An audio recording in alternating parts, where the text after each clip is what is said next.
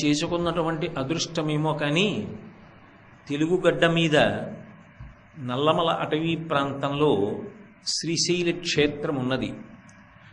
ఈ శ్రీశైల క్షేత్రం యొక్క విశేషాల గురించి శంకర భగవత్పాదులు అనేక చోట్ల ప్రస్తావన చేశారు. వారు యోగతారావళి అని ఒక అద్భుతమైనటువంటి గ్రంథాన్ని చేశారు. అందులో 27 నక్షత్రాలని దృష్టిలో పెట్టుకుని యోగాన్ని పొందడానికి 26 సోపానములను నిర్ణయించారు. ఆ 26 మెట్లు ఎక్కిన తర్వాత 27వదైనటువంటి సమాధి స్థితిని నిర్ణయం చేస్తూ వారు శ్రీశైల క్షేత్రాన్ని ఉటంకిస్తూ ఒక మాట అన్నారు. శ్రీశైల శృంగే వివిధ ప్రసంగే శేషాద్రి శృంగే సదా వసంతం తమర్జునం మల్లిక పూర్వమేనం శ్రీశైల శృంగ కుహరేషు కదోపలప్స్యే గాత్రం యదా మమ లతాః పరివేషయంతి కర్ణే యదాః విరచయంతి ఖగాశ్చరీడాస్ సిద్ధం తదావిధ మనో విలయం సమాధౌ శ్రీశైల శృంగ కుహరేషు కదోపలప్స్యే అంటారు.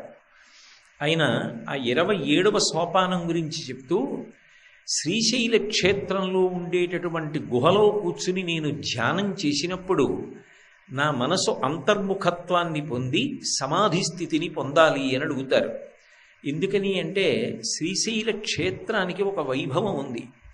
శ్రీశైల క్షేత్రంలో చాలా తొందరగా మనోలయం అవుతుంది. మనసు వెనక్కి వెళ్ళి ఆత్మయందు లీనమయ్యేటటువంటి అవకాశము, ధ్యాననిష్ట కుదిరేటటువంటి అవకాశం శ్రీశైల క్షేత్రంలో చాలా ఎక్కువ అని శంకరాచార్యుల వారి యొక్క స్తోత్రాలను పరిశీలనం చేస్తే మనకు అర్థమవుతుంది. అందుకే శ్రీశైల శృంగే వివిధ ప్రసంగే అంటారు. ఎక్కడా లేనటువంటి రీతిలో గొప్ప గొప్ప ఓషధులన్నీ కూడా లభించేది ఎక్కడ అంటే శ్రీశైల పర్వతం మీద లభిస్తాయి. శ్రీశైలము అంటేనే శ్రీ అనబడేటటువంటి పర్వతము. ఆ శ్రీశైలంలో దొరకనటువంటి ఓషధి లేదు. చిట్ట చివరికి స్పర్శవేది అని ఒక మహత్తరమైనటువంటి ఓషధి కూడా అక్కడే లభిస్తుందని మనకి శ్రీశైలం యొక్క చరిత్రని పరిశీలిస్తే అర్థమవుతుంది. అంత గొప్పదైనటువంటి శ్రీశైల క్షేత్రంలో మల్లికార్జున స్వామి స్వయంభూ. ఏ యుగం నాటివాడో ఎప్పుడు వెలిసిందో ఎవరికీ తెలియదు. కానీ చంద్రావతి చేసినటువంటి పూజలని దృష్టిలో పెట్టుకుని ఆమె ఇచ్చినటువంటి మల్లెపూలని స్వీకరించి ఆ మల్లెల దండ తన కొప్పు మీద అలంకారం చేసుకుని మల్లికార్జునుడయ్యాడు.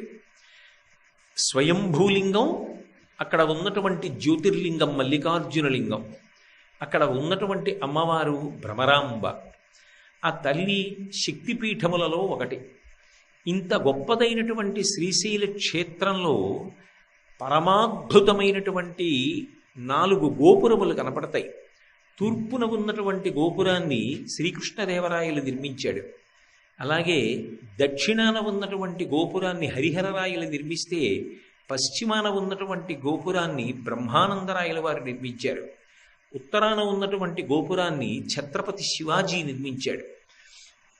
అక్కడే ధర్మస్థాపన కోసమని కంకణం కట్టుకున్నటువంటి శివాజీ మహారాజుకి అమ్మవారు ప్రత్యక్షమై భవానీ ఖడ్గాన్ని అనుగ్రహించింది అని చెప్తారు. అందుకే ఛత్రపతి శివాజీ ఉత్తర గోపురాన్ని నిర్మాణం చేశాడు. శ్రీశైల క్షేత్రం ఒక పరమాద్భుతమైనటువంటి క్షేత్రం. ఆ క్షేత్రానికి 4 దిక్కులా కూడా 4 దేవతలు కాపు కాస్తూ ఉంటారు. తూర్పున త్రిపురాంతకంలో త్రిపుర సుందరీదేవి, దక్షిణ దిక్కున సిద్ధేశ్వరము అని చెప్పి ఒక క్షేత్రం, పశ్చిమాన జోగులాంబ, ఉత్తరాన ఉమామహేశ్వరం. 4 దిక్కుల 4 దేవాలయాలు ఉండి శ్రీశైల క్షేత్రాన్ని కాపాడుతుంటాయి. శ్రీశైలంలో ఉన్నటువంటి మల్లికార్జున స్వామిని గూర్చి శంకర భగవత్పాదులు శివానందలహరిలో ప్రస్తావన చేశారు. సాధారణంగా శంకరాచార్యుల వారు తన యొక్క వాంగ్మయంలో క్షేత్ర ప్రసక్తి తీసుకురావడం అనేటటువంటిది కొంచెం అరుదు. కానీ వారు చేసినటువంటి శివానందలహరిలో మధ్యకొచ్చేటప్పటికి 50వ శ్లోకం 51వ శ్లోకం ఈ 2 శ్లోకాలు కూడా మల్లికార్జునుడి మీద శ్రీశైలం మీదే రచన చేశారు. ఇప్పటికీ కూడా మనం శ్రీశైలాన్ని ఆధారం చేసుకుని దేశకాల సంకీర్తనం చేస్తాం. శ్రీశైలస్య ఈశాన్య దిగ్భాగి అంటూ శ్రీశైల క్షేత్రానికి మనం ఎటువైపున ఉన్నాము అన్నది దేశకాల సంకీర్తనంలో మనం దిక్కుని సూచించి భగవంతుడి దగ్గర విజ్ఞాపన చేస్తాం. ఒక కోణంలో పరిశీలనం చేస్తే పైన ఉన్నటువంటి హిమాలయ పర్వతాల దగ్గర నుంచి దక్షిణాన చిట్ట చివర ఉన్నటువంటి కన్యాకుమారి వరకు మధ్యలో ఉన్నటువంటి నడిమి ప్రాంతం శ్రీశైల క్షేత్రం. ఇంత గొప్పదైనటువంటి శ్రీశైల క్షేత్రంలో ఉన్నటువంటి మల్లికార్జున లింగం పరమాద్భుతమైనటువంటి లింగస్వరూపం. అక్కడ తెల్లమద్ది చెట్టు రూపంలో స్థలవృక్షమై శంకరుడు విలిసి ఉంటాడు అని ప్రతీతి. ఆ తెల్లమద్ది చెట్టు కల్లుకున్నటువంటి మల్లెతీగని దృష్టిలో పెట్టుకుని పార్వతీ పరమేశ్వరుల యొక్క సమాగమ స్వరూపాన్ని దర్శించినటువంటి శంకర భగవత్పాదులు పులకాంకితులై సంధ్య అన్న పేరుతో ప్రారంభమైనటువంటి శ్లోకాన్ని 50వ శ్లోకంగా శ్రీశైల క్షేత్ర ప్రసక్తితోటి తీసుకొచ్చారు శివానంద లహరిలో. సంధ్య అంటే మధ్యలోకి వచ్చినటువంటి కాలం, పూర్వ సంధ్య అంటాం. అంటే చీకటి వెళ్ళిపోయి పగలు ప్రారంభమయ్యే ముందు ఆకాశమంతా ఎర్రగా ఉంటుంది. అలా ఎర్రగా ఉండేటటువంటి కాలం ఏదున్నదో దానిది పూర్వ సంధ్య అంటాం.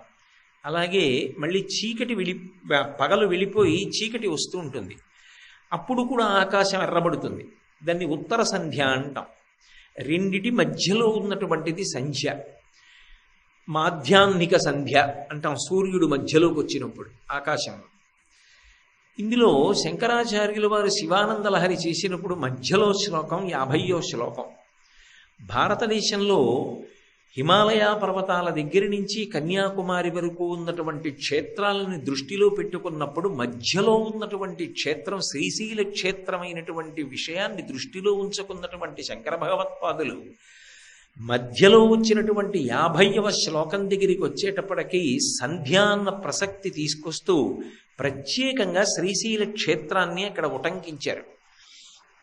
అందుకే సంధ్యారంభ విజృంభితం శృతిశిరస్థానాంతరాధిష్ఠితం సప్రేమ భ్రమరాభిరామమసకృత్సత్వాసనాశోభితం భోగీంద్రాభరణం సమస్త సుమన పూజ్యం గుణావిష్కృతం సేవే శ్రీగిరిమల్లికార్జున మహాలింగం శివాలింగితం అని మల్లెతీగ చేట అల్లుకోబడినటువంటి ఆ అర్జున వృక్షాన్ని, తెల్లమద్ది చెట్టుని చూసినటువంటి శంకరాచార్యుల వారు పార్వతీదేవి చేత ఆలింగనం చెయ్యబడినటువంటి పరమశివ స్వరూపాన్ని దర్శించి 50వ శ్లోకంగా శ్రీశైల క్షేత్ర ప్రసక్తి తీసుకొస్తూ మల్లికార్జున లింగాన్ని మల్లికా లత అన్న పేరుతో భ్రమరాంబాదేవిని స్తుతి చేశారు.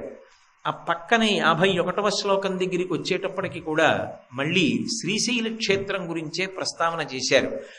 భృంగీచ్ఛానటనోత్కట కరిమదగ్రహీ స్ఫురన్మాధవ హ్లాదో నాదయుతో మహాసితవపు పంచేషు నాచాధృత సత్పక్షస్సుమనోవనీషు సపునః సాక్షాన్మదీయే మనో రాజీవే భ్రమరాధిపో విహరతాం శ్రీశైలవాసీ విభు అంటూ మళ్ళీ భ్రమరాంబా సమేతుడైనటువంటి మల్లికార్జున స్వామి యొక్క వైభవాన్ని స్తోత్రం చేస్తూ 51వ శ్లోకాన్ని కూడా చేశారు. మల్లికార్జున స్వామి మహానుభావుడు. అందరికీ అందుబాటులో ఉండేటటువంటి లింగం మల్లికార్జున లింగం.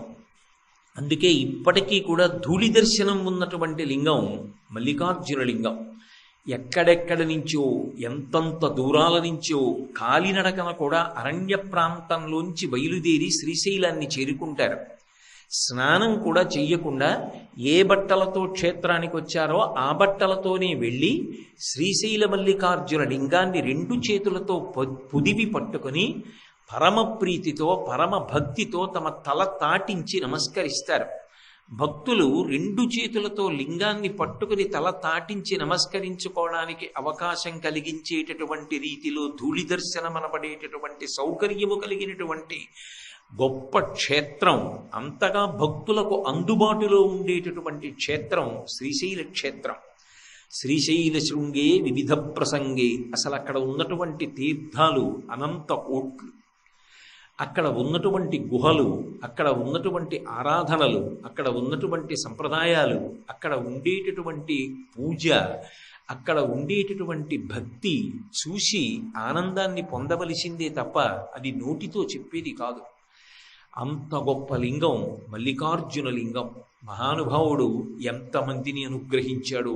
ఇప్పటికీ అక్కడే ఉన్నటువంటి అక్కమహాదేవి గుహలు, అలాగే ఆ మల్లికా తీర్థంలో చంద్రావతి పూజ చేసిన చోట పైనుంచి పడుతున్నటువంటి మల్లెపూల దొంతర్లలా పడుతున్నటువంటి జలపాతంలో తడుస్తున్నటువంటి శివలింగం, వృద్ధమల్లికార్జునుడు, ఇవన్నీ చూసినప్పుడు ఆ శ్రీశైల క్షేత్రం యొక్క వైభవం మనసులో ప్రకాశించి ఎవరికైనా ఆనందం కలుగుతుంది. అన్నిటిని మించి శ్రీశైల క్షేత్రానికి ఉన్నటువంటి గొప్పతనం అక్కడ మనోలయం జరగడం. ఎన్ని ఓషధులు లభిస్తాయో అంత గొప్పగా మనోలయం అవుతుంది. నిజానికి శ్రీశైలం ధ్యాన సంబంధమైనటువంటి క్షేత్రం. అందుకే శ్రీశైల శృంగ కుహరీషు కదోపలప్స్యే అని అడిగారు శంకర భగవత్పాదులు. నేను ఎప్పుడు శ్రీశైల క్షేత్రానికి వెళ్ళి అక్కడ ఉన్నటువంటి గుహలో కూర్చుని ధ్యానం చేసి మనోలయాన్ని పొందుతాను అని అడిగారు. అంటే మనోలయం పొందడానికి యోగ్యమైనటువంటి గొప్ప స్థానం ఏది అంటే శ్రీశైల క్షేత్రం.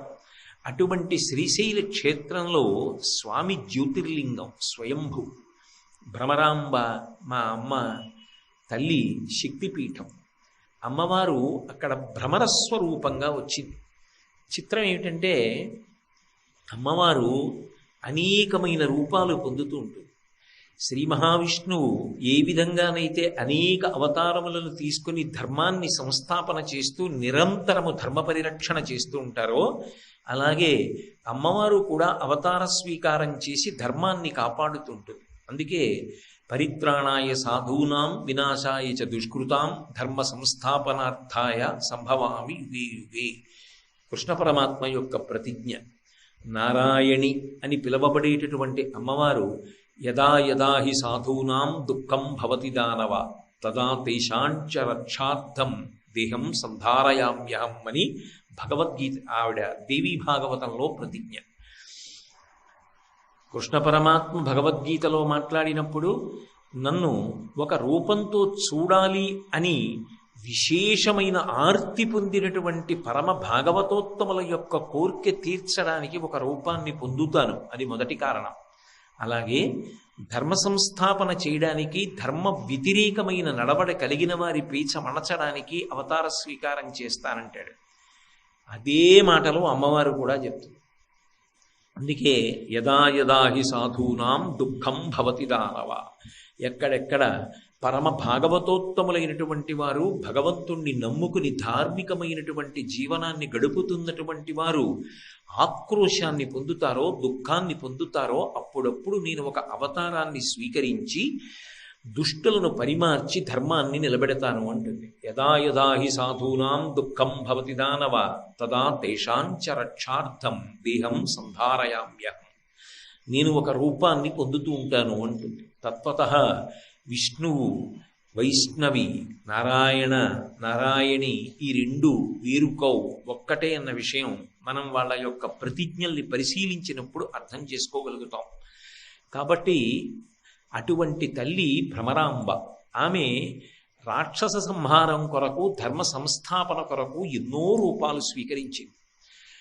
అటువంటి రూపాలలో కొన్ని కొన్ని రూపాలు చాలా విచిత్రంగా ఉంటాయి. అందులో ఒకటి భ్రామరి, 9 రూపంలో వచ్చింది. వేరొకసారి నకులి, ముంగిస రూపంలో వచ్చింది. మనం ఇప్పుడు భ్రమరాంబ వైభవాన్ని మాట్లాడుకుంటున్నాం. ఆమె ఒకప్పుడు ముంగిసగా కూడా వచ్చింది. ఎందుకు వచ్చింది అంటే సంసారాన్ని పావుతో పోల్చి చెప్తారు. అందుకే మార్కండేయ కృతమైనటువంటి చంద్రశేఖరాష్టకంలో సంసార సర్పదష్టానాం జంతునాం అవివేకినాం చంద్రశేఖర పాదాబ్జ స్మరణం పరమం పరమౌషధం అంటారు. ఆ సంసార సర్పదష్టానాం, సంసారమనబడేటటువంటి పాము చేత కరవబడిన వారికి అంటారు. సంసారాన్ని పాముతో పోలుస్తారు. అసలు పాము ముంగిసని చూసేటప్పటికీ త్వరగా పారిపోతుంది. చిత్రం ఏమిటంటే ఆయన త్రిపురాంతకుడు, ఆవిడ త్రిపుర సుందరి. ఆయన సర్పభూషణుడు, ఆమె నకులి. ఆయనేమో సర్పాలన్నింటినీ తెచ్చి ఆభరణాలుగా వేసుకుంటాడు. ఆవిడేమో ముంగిస రూపాన్ని పొంది వస్తుంది. వీళ్ళిద్దరిది అన్యోన్య దాంపత్యం. ఎంత గొప్ప దాంపత్యం అంటే, నిత్యాయ త్రిగుణాత్మనే పురజితే కాత్యాయని శ్రేయసే సత్యాయ అద్య కుటుంబిని మునిమన ప్రత్యక్ష చిన్మూర్తయి. బాహ్యంలో చూస్తే ఇద్దరికీ అలా దాంపత్యం ఎలా పొసగిందబ్బా అనిపిస్తుంది. ఆయన సర్పాలన్నింటినీ పిలిచి ఆభరణాలుగా స్వీకరించడం ఏమిటి, ఈవిడేమో ముంగిస వేషంలో వస్తే అవన్నీ వదిలి పారిపోవడం ఏమిటి, ఏమిటిది అనిపిస్తుంది. కానీ ఆయన సర్పములను భూషణములుగా వేసుకున్నాడు అంటే దాని అర్థం వేరు.